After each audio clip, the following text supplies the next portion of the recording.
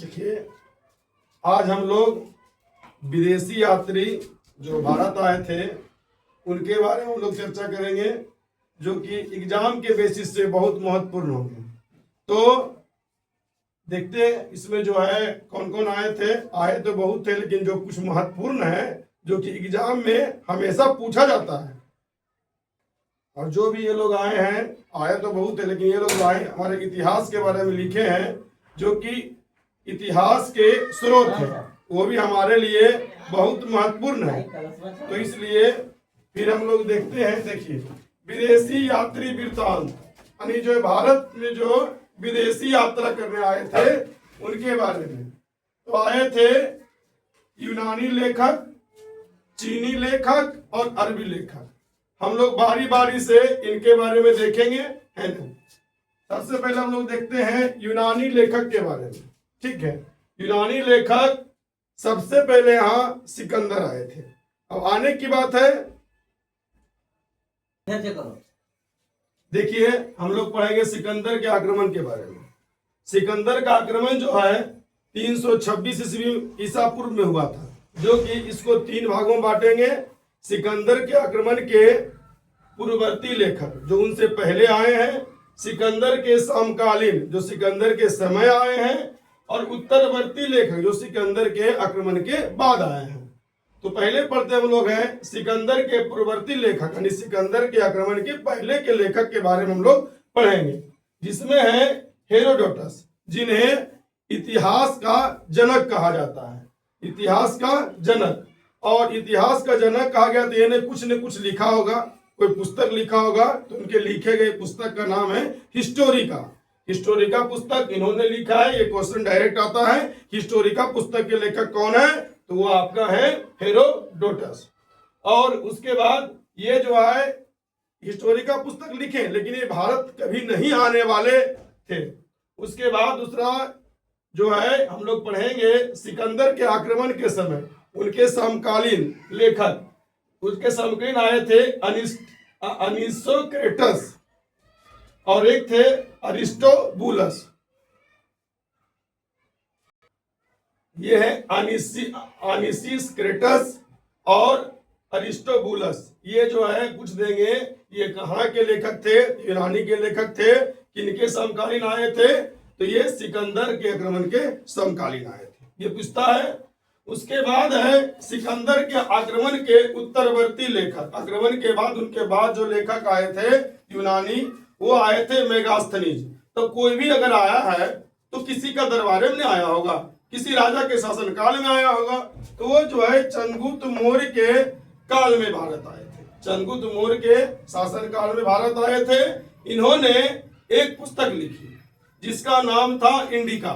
तो ये भी पूछता है कि इंडिका पुस्तक के लेखक कौन है, तो इंडिका पुस्तक के लेखक थे मेगास्थनीज, है ना।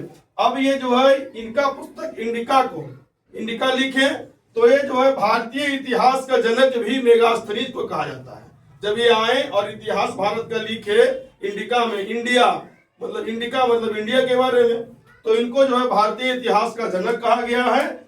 और इनके बाद जो है और भी उत्तरवर्ती लेखक आए थे, उसमें थे डायमेकस। तो अब पिताजी के शासनकाल में आए तो बेटों वाला तो कुछ बचल होगा आने के लिए, तो आए थे डायमेकस, डायनोसियस, 2 आए थे, जो कि उनके बेटा जो थे चंद्रगुप्त मौर्य के बेटा बिंदुसार के काल में आए। उनके बाद जो है उनके जो बेटे बने वो अशोक बने शासक। ठीक है, अब हम लोग पढ़ते हैं चीनी लेखक। अब चीन से जो आए लेखक के बारे में पढ़ते हैं। चीन से 4 लेखक आए थे। ये थे, पहले फहियान आए थे, उसके बाद संयुगन आए थे, फिर ह्वेनसांग आए थे और इतिसंग आए थे। इन चारों में ज्यादा इंपोर्टेंट फहियान, ह्वेनसांग और इतिसंग है, संयुगन का नहीं है, इसलिए उनको श्रेणी क्रम में पूछा जाएगा तो वो सेकेंड लेवल पर आएंगे बस। अब उसके बाद देखिए, अब फहियान जो आए थे, अब आए फहियान तो खाली घूम के नहीं चले गए होंगे, कुछ न कुछ तो यहाँ के बारे में वर्णन किए होंगे। तो वर्णन रचना किए, उन पुस्तक का नाम था फूको की। ये भी आए हैं, तो किसी के शासन काल में आए होंगे, आए गए तो नहीं कि जंगल से घुर के चल गए, किसी के शासन काल में आए। तो वो चंद्रगुप्त विक्रमादित्य द्वितीय के काल में आए। चंद्रगुप्त विक्रमादित्य द्वितीय के शासनकाल में आए थे।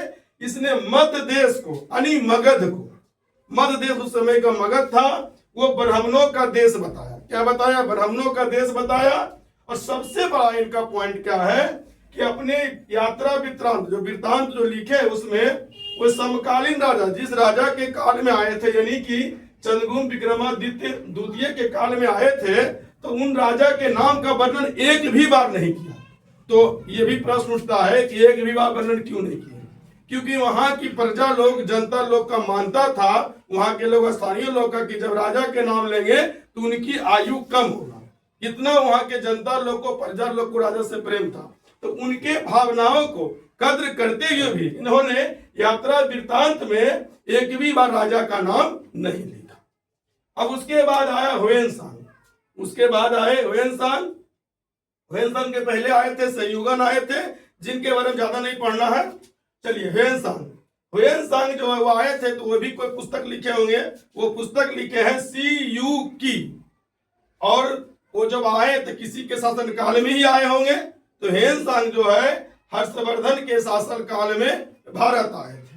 और हुएनसांग जो है सबसे अधिक यात्रा किए होंगे वो अपने अनुसार, इसलिए उनको जो है यात्राओं का राजकुमार भी कहा जाता था। यात्रियों का राजकुमार, उसी को बोलते हैं। हुएनसांग को प्रिंस ऑफ पिलग्रिम्स कहा जाता है, यानी कि यात्रियों का राजकुमार।